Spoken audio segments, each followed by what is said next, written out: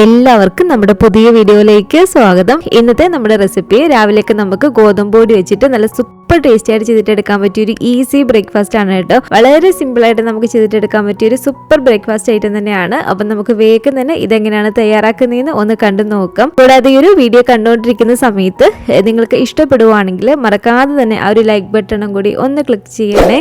ചാനലൊന്ന് സബ്സ്ക്രൈബ് ചെയ്ത് സപ്പോർട്ടും കൂടി ചെയ്യുക.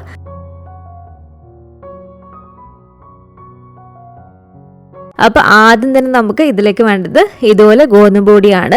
ഞാനിപ്പോൾ ഇവിടെ എടുത്തിരിക്കുന്നത് 250 ml കപ്പിൽ കറക്റ്റ് 2.25 കപ്പ് അളവിൽ ഗോതമ്പ് പൊടിയാണ് കേട്ടോ ഞാനിപ്പോൾ ഈ ഒരു പാത്രത്തിലേക്ക് ഇട്ട് കൊടുത്തിരിക്കുന്നത്. ഇപ്പോൾ 2.25 കപ്പ് അളവിൽ ഗോതമ്പ് പൊടി ഇതുപോലെ ഇട്ട് കൊടുത്തിട്ടുണ്ട്. പിന്നെ ഇതിലേക്ക് വേണ്ടത് ഒരു 3/4 ടീസ്പൂൺ അളവിൽ ഇതുപോലെ ചില്ലി ഫ്ലേക്സ് ആണ്. വറ്റൽമുളക് ചെറിയതായിട്ട് പൊടിച്ചത്, അതും കൂടി നമുക്ക് ഇതിലേക്ക് ഇട്ട് കൊടുക്കാം. അതുപോലെ തന്നെ ഇതിന് നല്ലൊരു ഫ്ലേവറിന് വേണ്ടിയിട്ട് നമ്മൾ ചേർത്ത് കൊടുക്കേണ്ടത് ഒരു 1/2 ടീസ്പൂൺ അളവിൽ ഇതുപോലെ അയമോദകമാണ് കേട്ടോ. അയമോദകം ചേർത്ത് കൊടുക്കുമ്പോൾ നല്ലൊരു ഫ്ലേവർ ആണ്. അതുപോലെ തന്നെ ഒരു 3/4 ടീസ്പൂൺ മുതൽ 1 ടീസ്പൂൺ വരെ ചെറിയ ജീരകവും ചേർത്ത് കൊടുക്കാം. പിന്നെ വേണ്ടത് ഇതുപോലെ ഒരു പച്ചമുളകാണ്.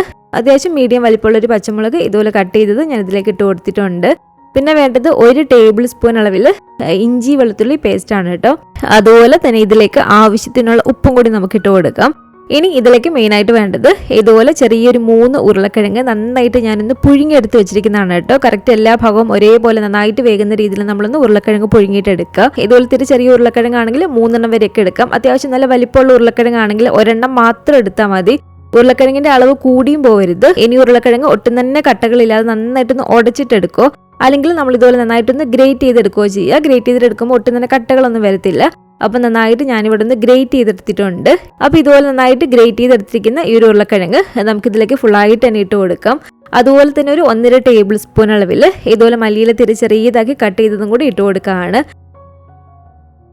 ഒരു 1/4 ടീസ്പൂൺ മുതൽ ഒരു 1/2 ടീസ്പൂൺ വരെ നമുക്കിതിലേക്ക് കുറച്ച് മഞ്ഞൾപ്പൊടിയും കൂടി ചേർത്ത് കൊടുക്കാം. ചെറിയൊരു മഞ്ഞ കളർ കിട്ടാൻ വേണ്ടിയിട്ട് മാത്രമാണ് മഞ്ഞൾപ്പൊടി ചേർത്ത് കൊടുത്തിരിക്കുന്നത്. അത് വേണ്ടെങ്കിൽ നമുക്ക് മഞ്ഞൾപ്പൊടി ഒഴിവാക്കാവുന്നതാണ്. എന്നിട്ട് ഇത് നമ്മൾ കൈവച്ചിട്ട് നന്നായിട്ട് ഇത് കുഴച്ചിട്ടെടുക്കണം കേട്ടോ.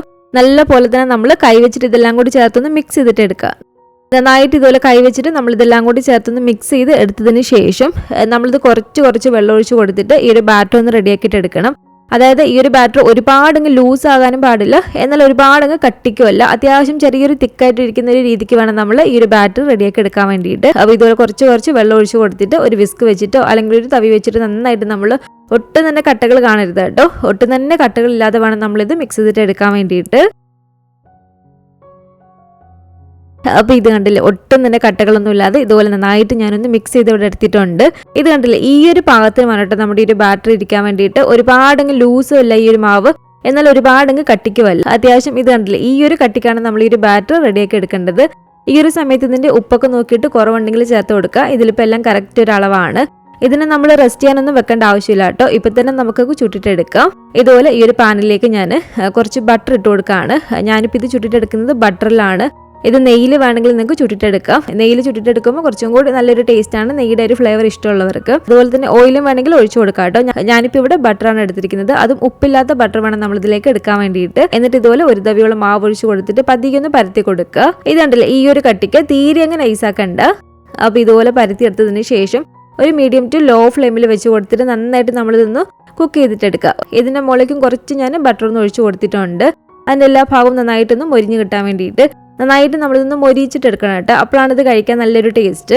അപ്പോൾ ഒരു വശം അത്യാവശ്യം ഒന്ന് കുക്കായി വരുന്ന സമയത്ത് നമുക്ക് ഇതുപോലെ ഒന്ന് മറിച്ചിട്ട് കൊടുക്കാം. അപ്പോൾ ഇതുപോലെ തിരിച്ചും മറിച്ച് വെക്കിട്ട് കൊടുത്ത് നന്നായിട്ട് മൊരിഞ്ഞ് ഇത് കണ്ടില്ല, ഈ ഒരു പാകത്തിനാണ് കേട്ടോ നമ്മളിത് എടുക്കേണ്ടത്. നന്നായിട്ട് മൊരിഞ്ഞതിന് ശേഷം ഇതുപോലെ നമുക്ക് ഈ ഒരു പാനിൽ നിന്ന് എടുക്കാവുന്നതാണ്. ഇതുപോലെ തന്നെ നമുക്ക് ബാക്കിയുള്ളതെല്ലാം ഒന്ന് ചുട്ടിട്ടെടുക്കാം.